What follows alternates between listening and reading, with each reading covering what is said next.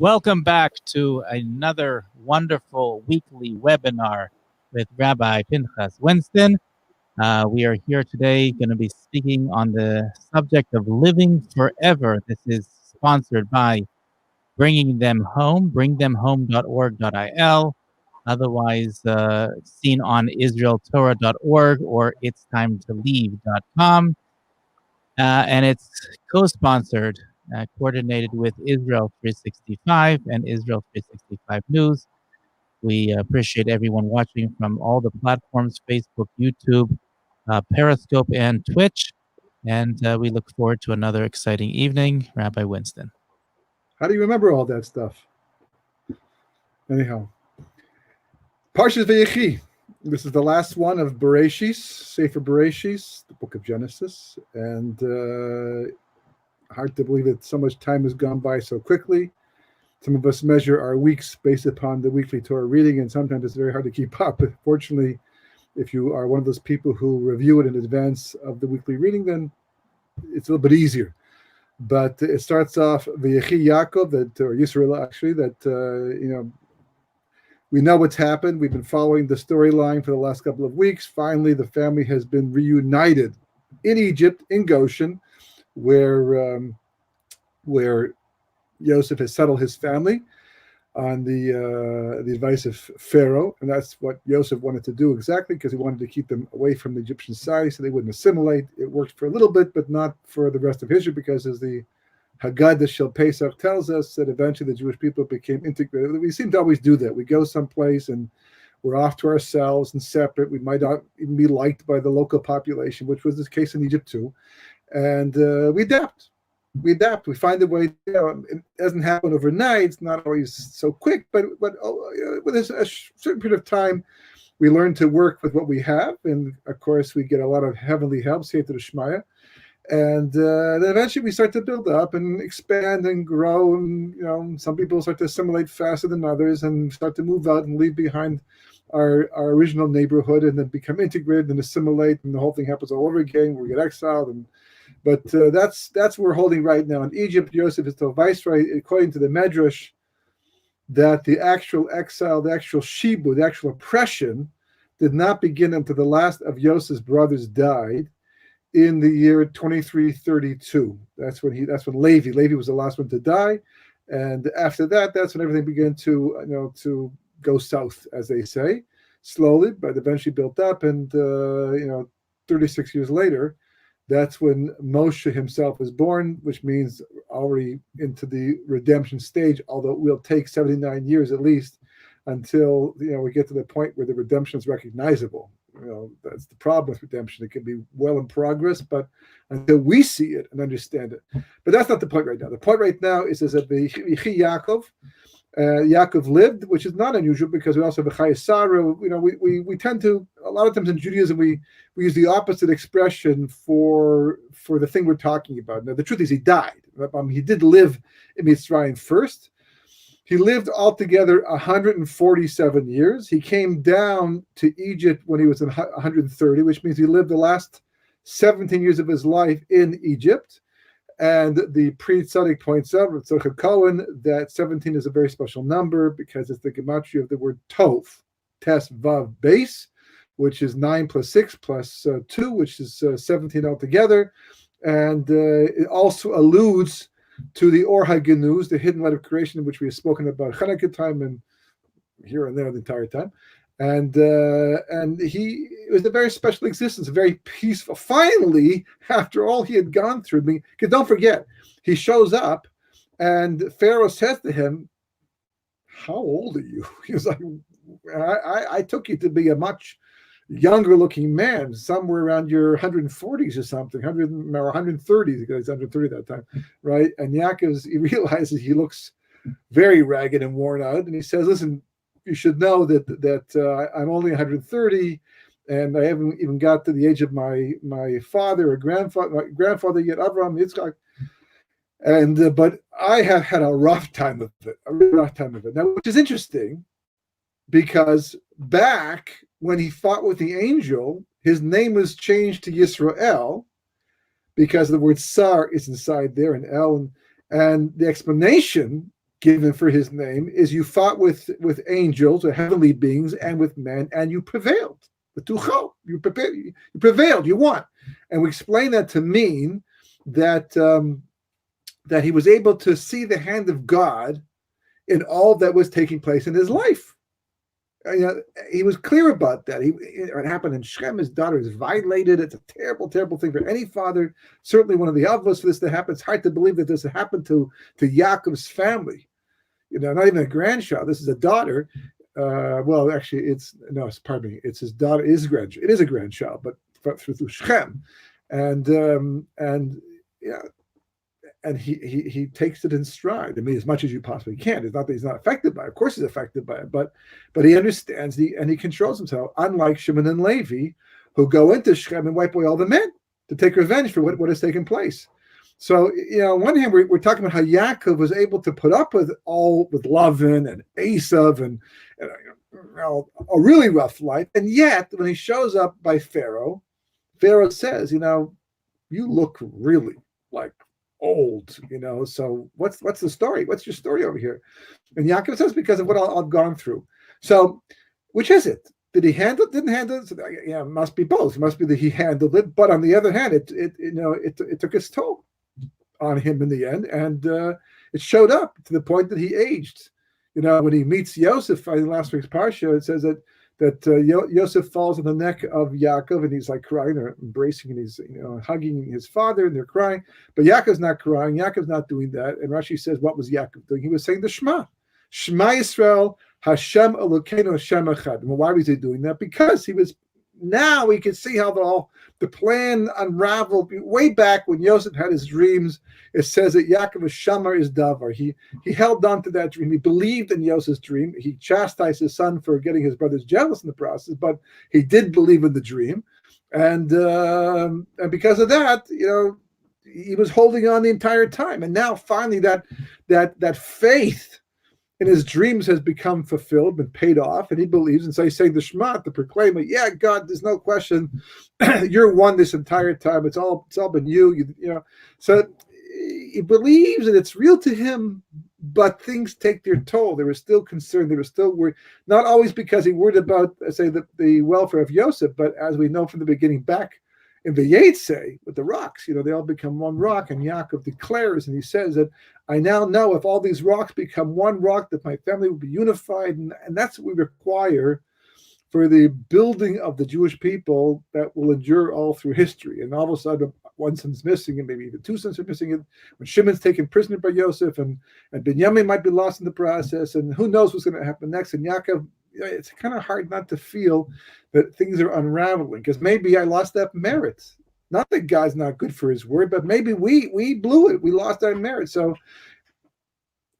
nonetheless, after all was said and done, he settles down in Goshen. He gets to see his family settled too and get along and make peace with each other, and Yehuda and Yosef, and everything is working finally, Baruch Hashem, the way he had hoped, the way he had expected, not exactly where he expected. He had hoped it to be back in Eretz Yisrael, but for whatever reason, now it's in Eretz Mitzrayim and Goshen, by the way. It says that Yehuda goes down to Goshen, look Goshen, but in Hebrew, the hey at the end replaces the lam at the beginning. So Goshen, actually, it's been pointed out, are the same letters as Nes Gadol Hayasham. A Chanukah connection, but not for now. Just a point on the side.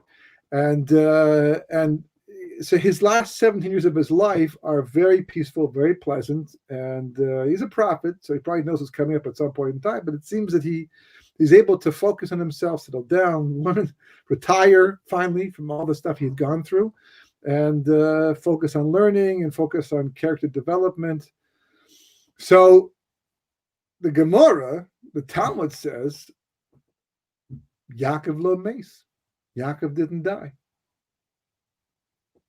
No? Well, where'd he go? Well, he didn't die. Okay. Now, what does that mean? He didn't die. Is it real? Is it literal? Or is it, as a metaphor? What does it mean? Yaakov didn't die. So some commentators say, well, you know what it means? It means that whatever Yaakov represented and what he created, that lived on past Yaakov. So, we are in a sense, the things that we create, just like by Noah, Parshas Noah, who says that Elo told us Noah, these are the generations of Noah. Then it talks about, how Noah is a righteous person in his generation, not about his children. From that, the rabbis learn now that the real children that we give birth to, that's are the children, but metaphorically, the real children are the things that we create as a result of our lives and our traits and things like that. And the legacy we leave behind, that's our mark on history, so to speak. Your kids can also be that too, and there's no question. The greatest rewards, greatest accomplishments is to see your children grow up and be, mensches, that they're good traits and they're positive people, and people speak nicely about them for the right reasons, not the wrong reasons. That's definitely one of the greatest crowns a parent can wear the rest of their life. But nonetheless, we don't always have control over that. There's so many factors coming at the kids from different directions. It's very hard to really, to know for sure how they're going to turn out. And people, Yochanan Kohen Gadol, he was a Kohen Gadol, the base of nations in the temple for 80 years. Some say he was 80 years old, but he was there for a long time, that's for sure. Decades he was a Kohen Gadol who went into the Holy of Holies and still became a Hellenist. The Talmud says you can't trust yourself until the day you die. The day you die, it's over. Until that time, it works both ways. Good people become bad people sometimes, and bad people become good people, Baruch Hashem. So, but the Maisim Tovim you do, the good deeds you do, you help a person across the street with their groceries or whatever the case may be. Take out the garbage for somebody, or you just see someone's down, you lift their spirits, whatever it is, you give tzedakah, whatever the deed you do is, once it's done, it's done.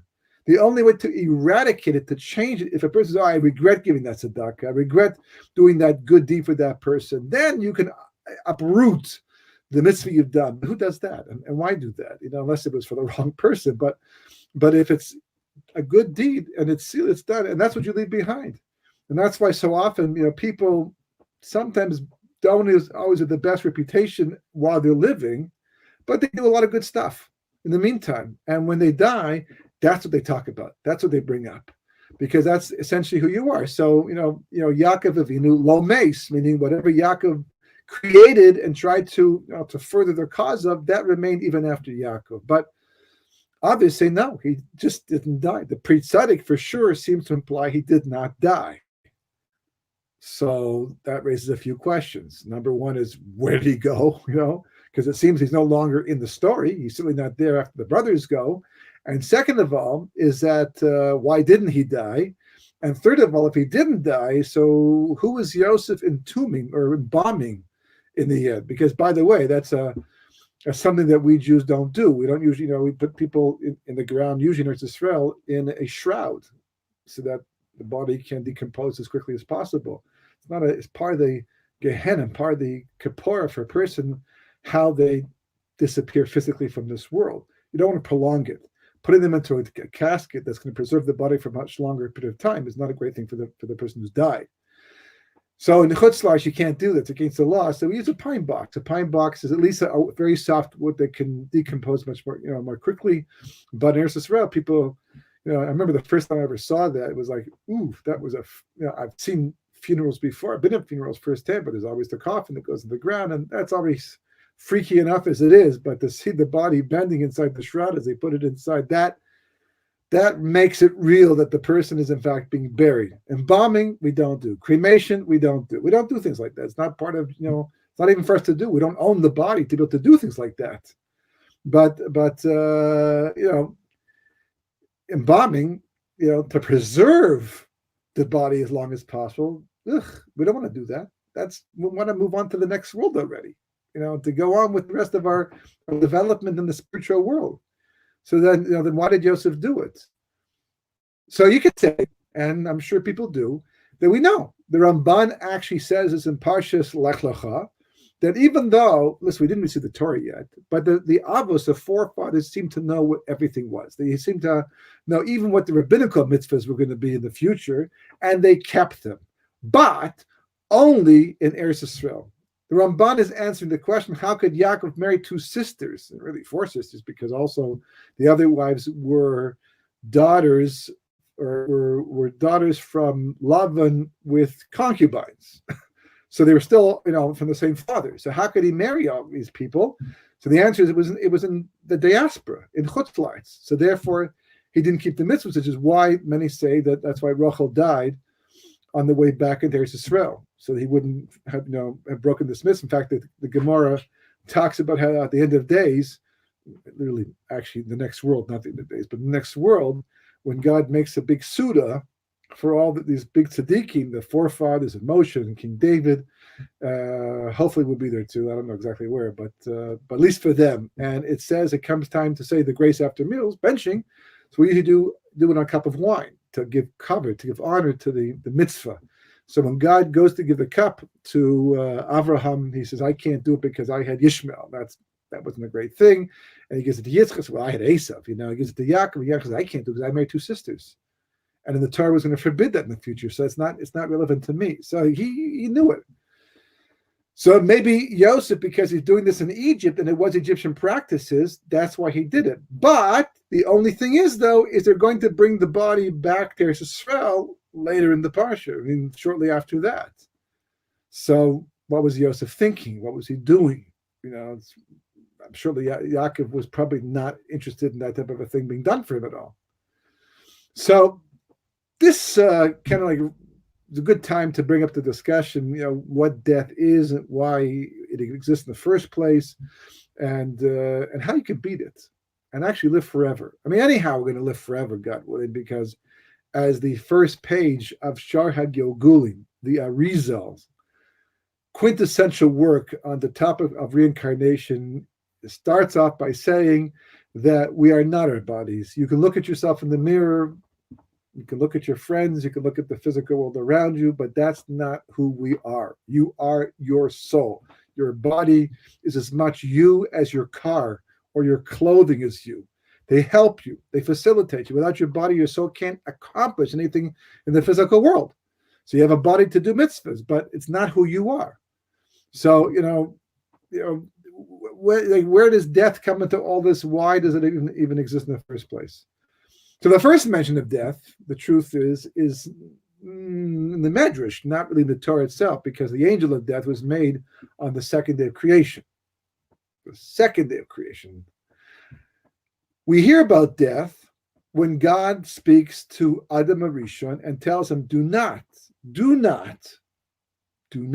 eat from the Eitz Hadas Tov Ra. This tree, the fruit of this tree is forbidden to you.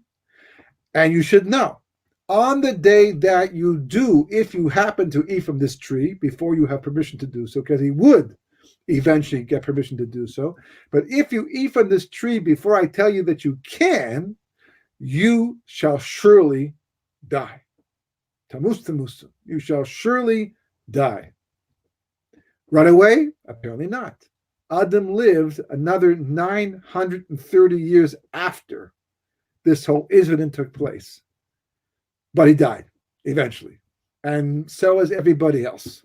In fact, the Talmud speaks about 4 tzaddikim, 4 very, very righteous people, that had it not been for the bite of the snake, they would have lived forever, not died. What do you mean the bite? Which snake? Anyone gets bitten from a snake is going to die. What do they poison the snake? We're talking about no.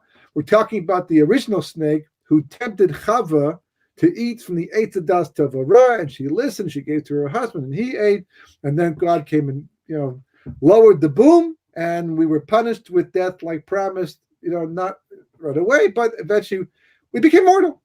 That's it. We went from being immortal to mortal. At Mount Sinai, we got back to being immortal once again because we said Nasa v'nishma when God offered the Torah, and then the golden calf came along and repeated the whole thing all over again. We became mortal once again. As a result of that, we now die.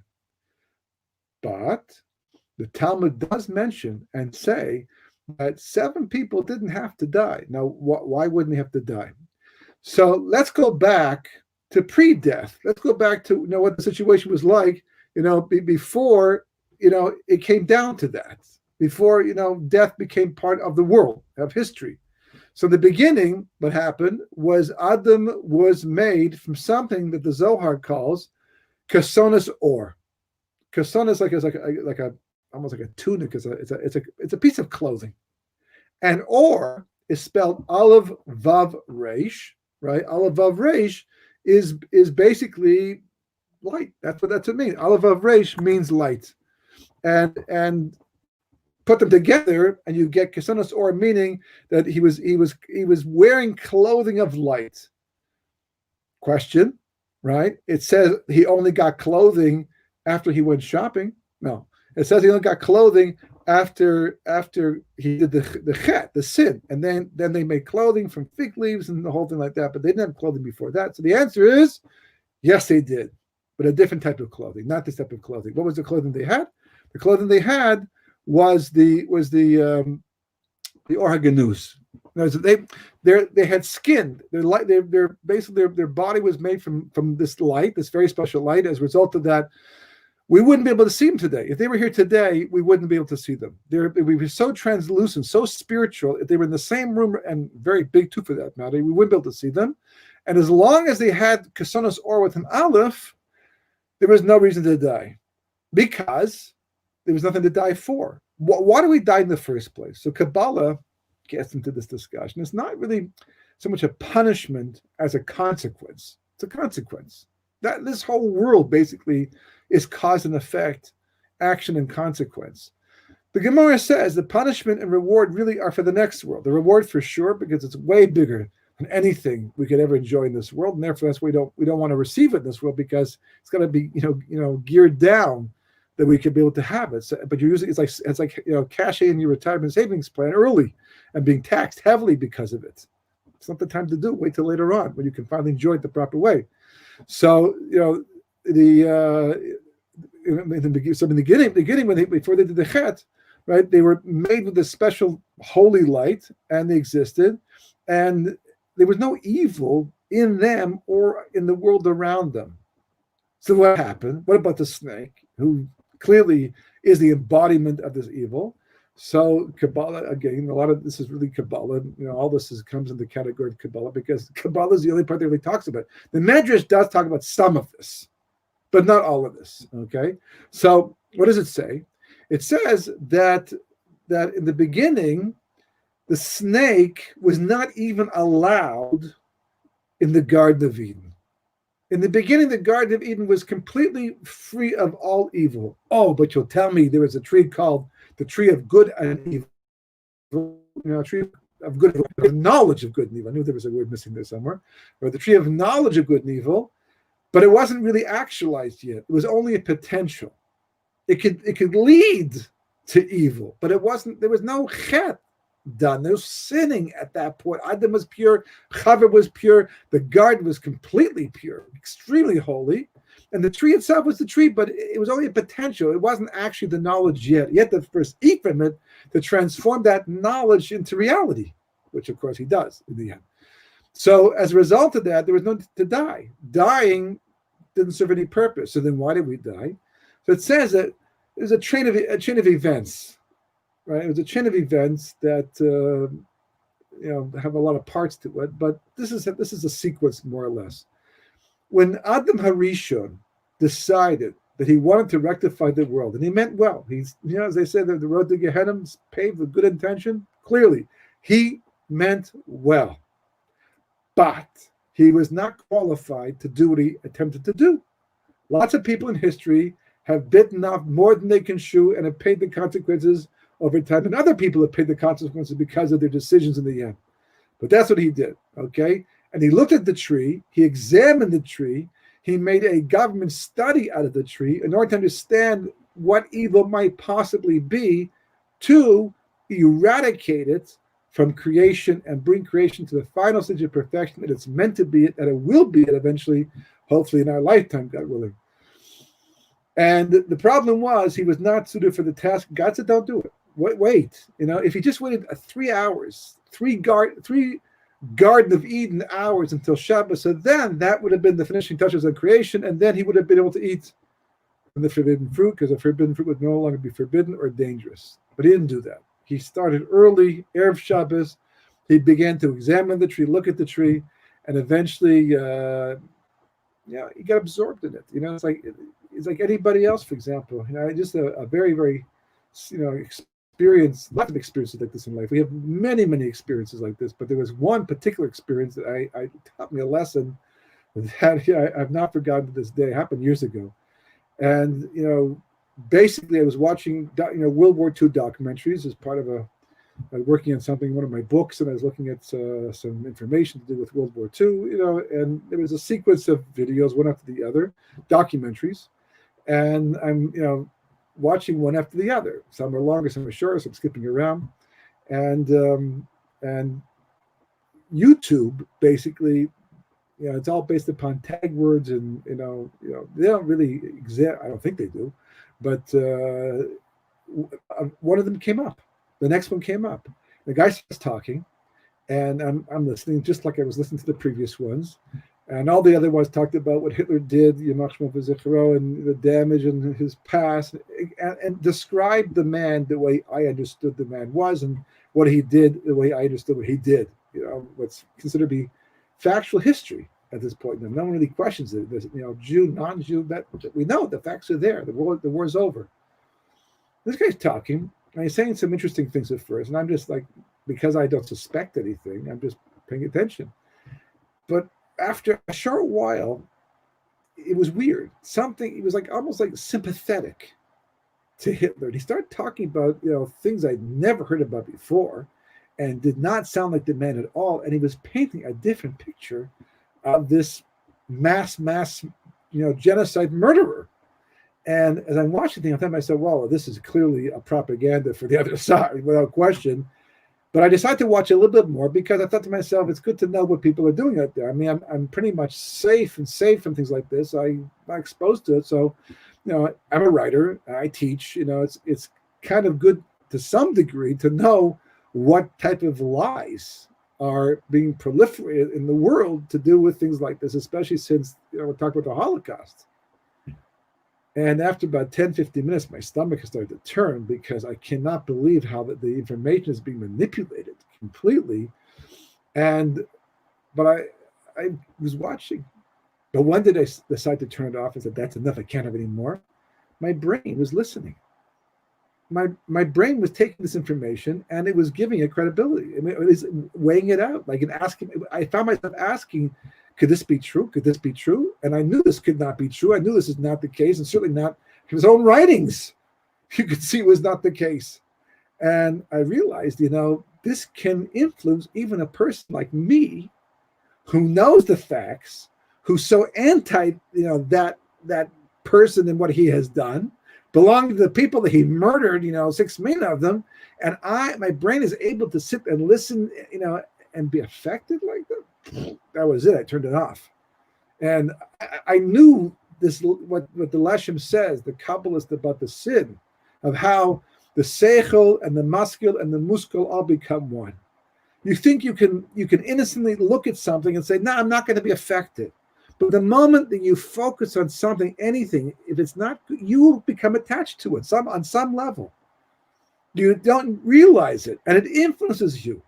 How else do good people get drawn away to the dark side? How does it happen? Because it's seductive. It talks to the Yetzer Hara, and it gets under your skin. And if you're not careful and you allow yourself to be exposed to it, then you can be influenced the wrong way. And it happens to people every day, all the time, and they don't see it happening. Sometimes people wake up early enough and they break out of it. That's it. They run away with the direction. Sometimes people don't. And I've seen it. I've seen many good people lose their perspective and think that they've just changed their mind, or they just became more educated, but that's not what happened. They became misguided in the process because the facts are the facts. And somehow, so that's what happened to Adam. He looked at the tree specifically for the sake of trying to understand the bad that might be involved, completely for the sake of trying to rectify creation as he had to do. But it was premature. That's why God said, don't do it. Don't do it till I say you can do it. But he played the hero, like a lot of people, went in there, burning house, so to speak, and perished in the process, not physically, but spiritually, as a result of this looking at the tree and getting involved with it, Kabbalah explains. all the worlds that were so spiritual and made from light that we don't recognize today. I mean, we've been living in this physical world for 6,000 years almost, and this is the only world we know. The rest is just conceptual to us, if you even know about it. And he transformed himself until he got this. Right now, we have what's called Kesonos Or, and you'll say, well, that sounds exactly the same thing. He had Kesonos Or, and we have Kesonos Or. Kesonos is the same word, that's for sure. But the Or, this time is written not Aleph Vav Resh, which means light, but Ayin Vav Resh, which means skin. He got skin. But not only did he get skin, but we see when the worlds go down, that's when the snake comes into the Garden of Eden. Until then, the snake could not even go near Chava, couldn't talk to her, not even SMS her, right? Just no whatsoever. It's only once Adam looked at the tree and damaged the world spiritually and caused them all to descend, and in the process of descending, it's like it's like ice in a sense. Not really, it's physical, spiritual, but ice, starts off as water, moisture in the air. You can't even see it. And then you lower the temperature and you get moisture, you get condensation. If you remember your grade 6 chemistry, right? Condensation on the window, right? And then you get water droplets. And if you lower the temperature even more, the water starts to form into ice. Now the water was always there. It was clear, but you couldn't see it. Now it becomes physical. So Adam Arishan goes from being spiritual and visible basically to us, not to the angels, but and then he becomes physical in all the worlds, because where man goes, the world follows. And as a result of that, the world became physical too.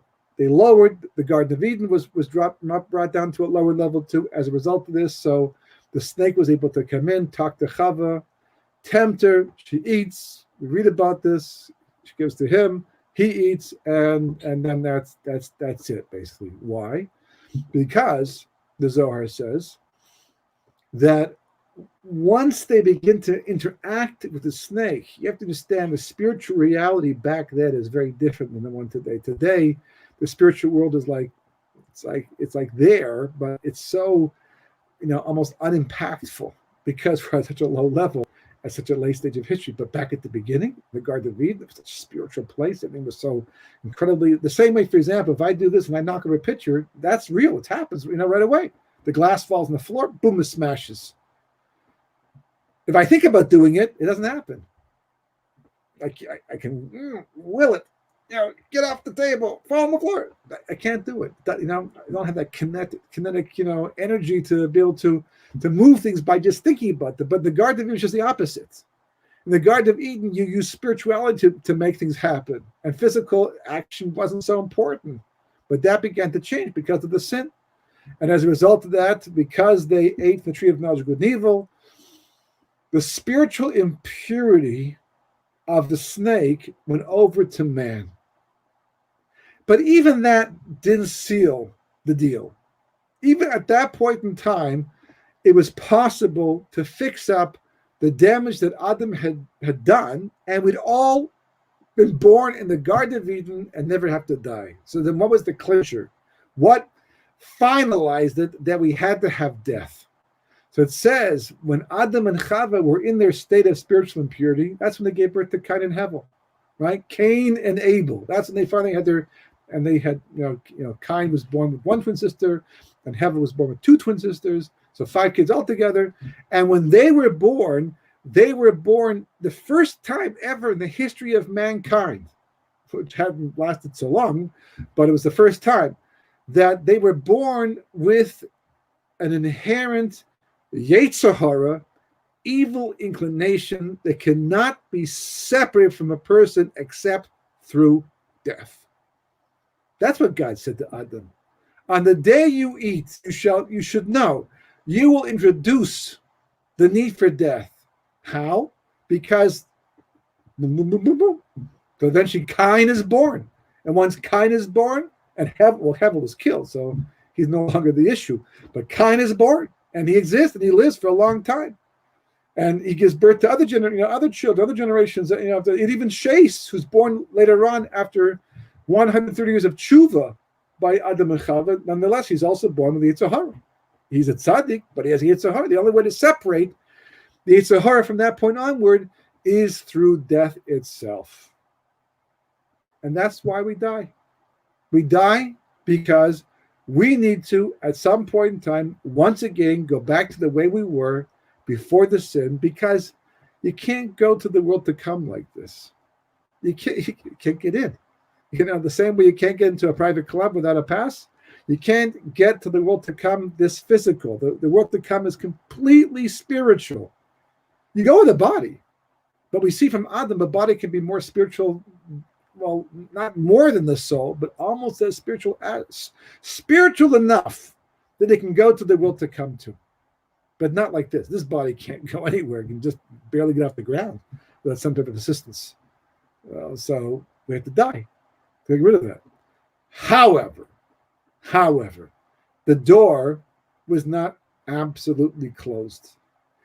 It remained possible, apparently, and 7 people are recorded, I think it's in Maseches Derech Eretz, who didn't have to die. They simply transitioned to the next world. Now, Yaakov Avinu is not mentioned, but just for starters, if the whole point that Yaakov Avinu didn't die means his legacy lived on past him, so why don't we say the same thing by Abraham and by Yitzchak? Because clearly that was the case. Oh, well, you might say because he's the last one, so there, but okay, but we're forced to answer it like that because we have the problem, we have the question.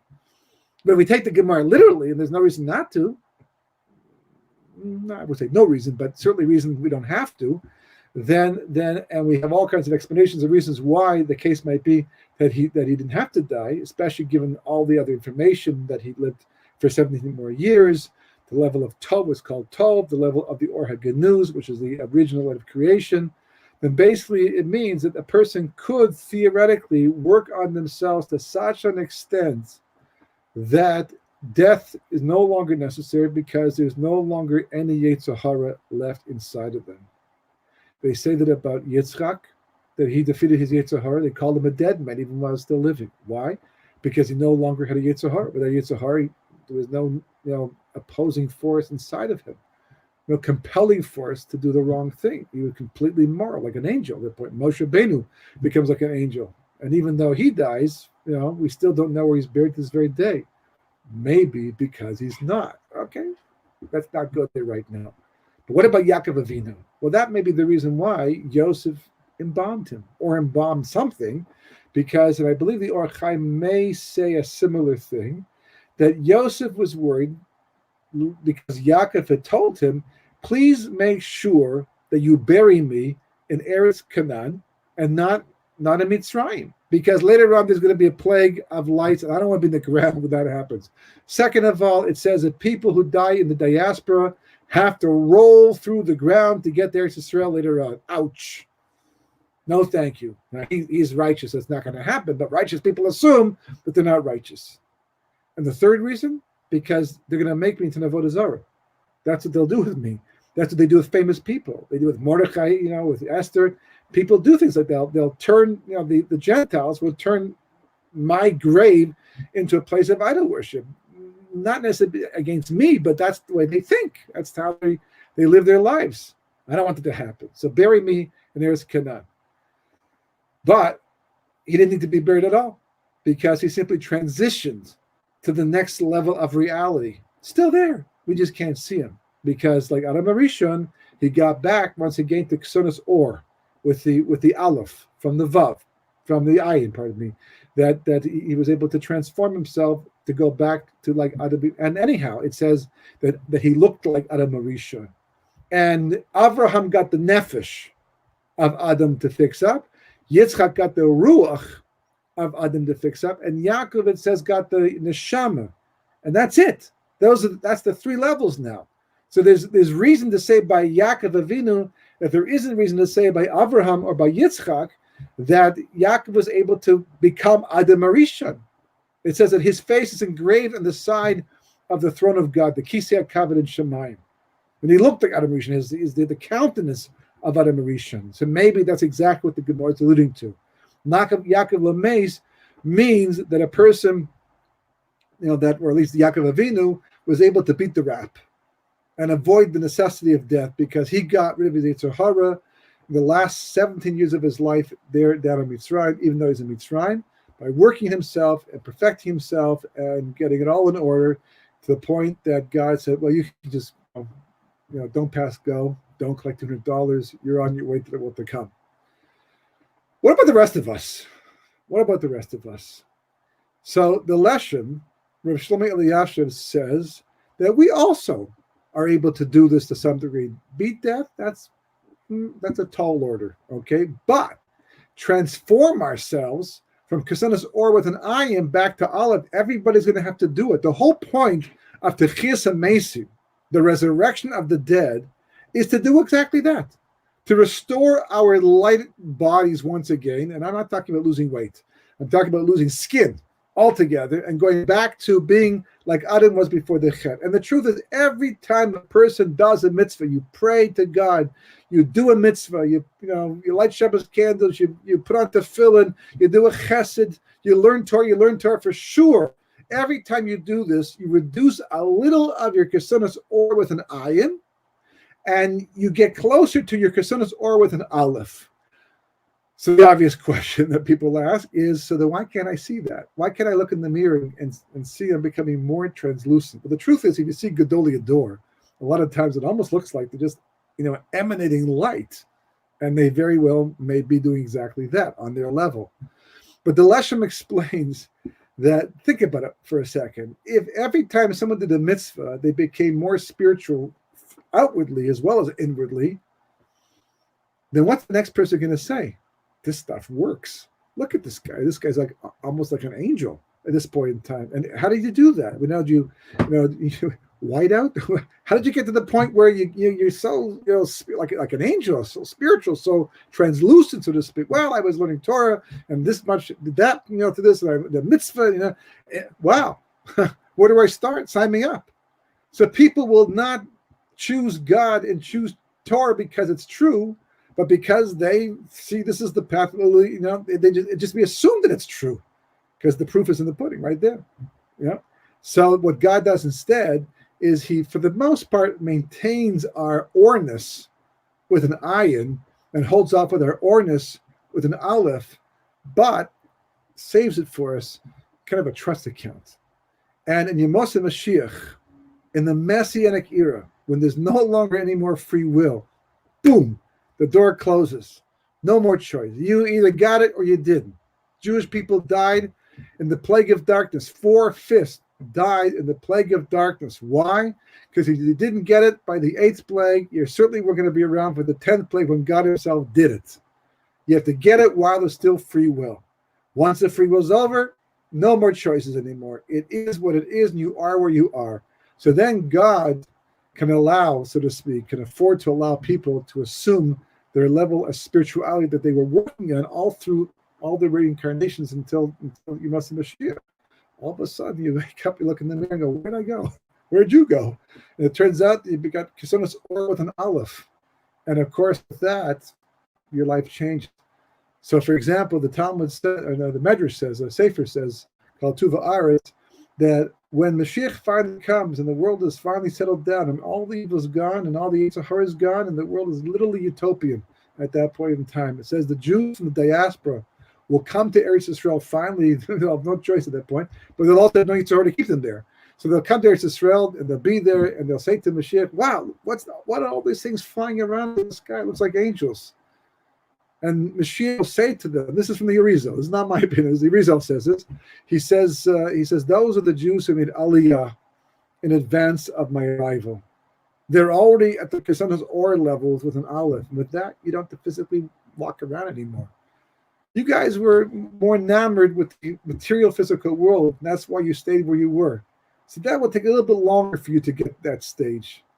But once you get to this level of Kesanas Or with an aleph, no holds barred. The spiritual world opens up to the elation, the ecstasy, will be the greatest pleasure you've ever had in this world. And that's what we're working on day after day. Yaakov lo mace, and we may have to, but at least we can enhance ourselves and be very surprised finally in the Messianic era just how much we actually accomplished in that direction. So, Shabbos is a great way too. Shabbat Shalom, and thanks again. So I just wanted to say that I think that the simple meaning of that Talmudic passage that you quoted, that Jacob will never die, is that the commentaries explain means that the descendants of Yaakov will continue on in his ways, and by that he will never have died from the world, because we will continue doing his good deeds and continue his Torah in the world. There's an interesting question here from North Wales, UK, asking if you can explain perhaps what you think hell is, and does anyone who goes to hell die an eternal death in flames of fire forever? Would you like to take that? Well, I can't say that I have an authority in this, but what my understanding of what hell, first of all, as far as we're concerned, no, there's no such thing as eternal damnation. Like, there might be other things that are eternal, but not that. In fact, we say Kaddish for somebody officially 12 months. Some stop 1 month early to give judge the person the side of merit, because the person only spends that much time in Gehenna, which is the idea of purgatory, which is a rectification. It's not so much punishment as much as rectification to prepare the person for the world to come. Rabbi Kiva, for example, says that everyone goes to the world to come at some point. Just a question of how long and how serious their rectification has to be. But the greatest thing that I mean, right now we're very physical, so we relate to physical suffering, and the idea of being beaten and burned and etc. That's what seems to, if I had a choice to be beaten, 39 times, like the Torah prescribes to someone in certain situations, or be humiliated in public, I would probably choose, I don't know if I think about it, I'm not so sure anymore, but you think you might choose the humiliation, because, humiliation, as bad as it is, doesn't hurt that much, compared to 30, you could die from the lashes that they gave a person. Because that's what we think. That's the way we relate to reality. But the truth is, it's not really true. The physical suffering is also temporary to a large degree, certainly in terms of this world. The greatest pain a person will ever feel in life is to wake up to the reality that they wasted it. And you'll say, well, how bad can that be? Not right now, not so bad. Because with our mentality and our perspective, we can't really appreciate what that means at this stage of the game. We don't understand what that means to God. We don't understand what that means in terms of the world to come. We haven't been there and come back, right? But when we see, there's a famous author, the Ramchal. He speaks about how Moshe Chaim Latzato, the Ramchal is his acronym, and he says in one of his books, he says, a person shouldn't say, I don't mind if my neighbor goes higher than me in the world to come. I'd rather have my lifestyle now. He's kind of like a tzaddik. He gives up a lot of things I don't want to give up, and I admit he will go to a higher position in the world to come. But I'm okay with mine. Whatever I get. Meantime, I can have my cake and eat it too. He says a person should never say that.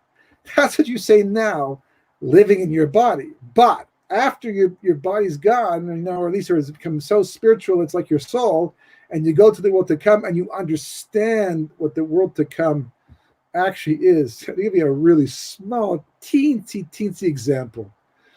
When I was first in Cheder growing up, I wasn't religious all my life, and I went to Sunday school in Cheder. I had a Hebrew school teacher, and an older man who tried to teach us Hebrew. Is not the best teacher I might remember, but he was, he did what he did. And I just totally ignored it. I said to myself, I will never need this. Why even pay attention? It lasted a year, boredom that you can't begin to imagine. Other people picked it up and probably could speak Hebrew. That wasn't me, because as far as I'm concerned, I'll never need Hebrew the rest of my life. I had no idea that at some point in my life later on, I'm going to become religious, and I'm going to start having to read in Hebrew and live in Israel where they speak Hebrew. And one of the greatest pains I suffered this very day is, as much as I speak Hebrew, I don't speak well enough to be able to give a class to Israelis in Hebrew. I can try, but they'll probably spend more time laughing at my Hebrew than hearing the ideas I'm trying to give over.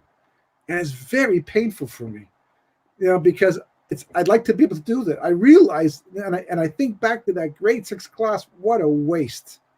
The second thing like that was typing. I had to take typing in grade 8.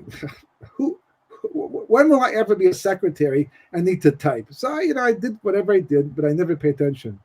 Did I know one day I'd be sitting behind a keyboard most of my day, my waking day, writing with 2 fingers, 3 fingers? I was like, you get pretty good with 2, 3 fingers, but not like when you have control of the whole keyboard.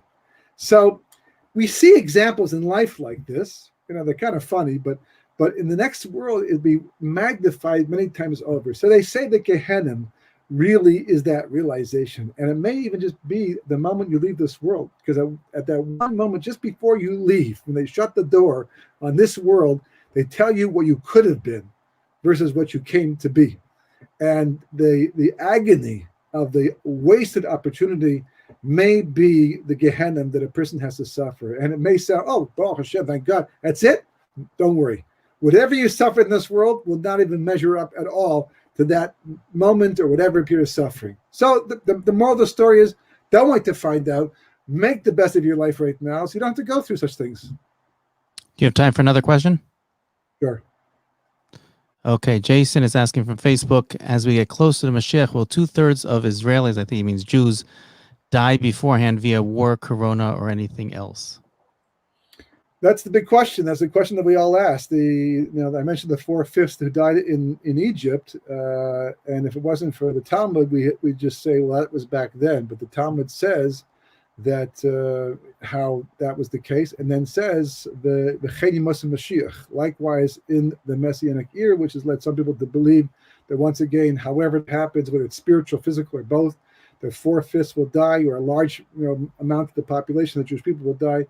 Some people say that.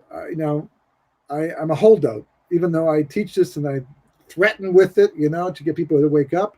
But I'm really hoping that's not the case. In any case, the way things stand right now is that 4/5 of the Jewish population doesn't even connect the concept of redemption or the Jewish people. Very, very small fraction today, of the Jewish people really identify and relate with the Jewish people, almost to that number. God willing, they'll somehow get around it this time, but it's a concern. It's a concern. Okay, so if for more information, we recommend that you go to Rabbi Winston's website at 36.org. There you can see all of his books that he's written. You can order his books if you'd like. You can watch the webinars. You can watch different series that he's done, Shiurim. We also recommend that you visit youtube.com/Israel Torah, where these webinars are recorded, as well as many other videos regarding the importance of living in the land of Israel today. Thank you again for a very inspiring weekly webinar, and we look forward to hearing from you next week. Thanks. Shabbat shalom. You too.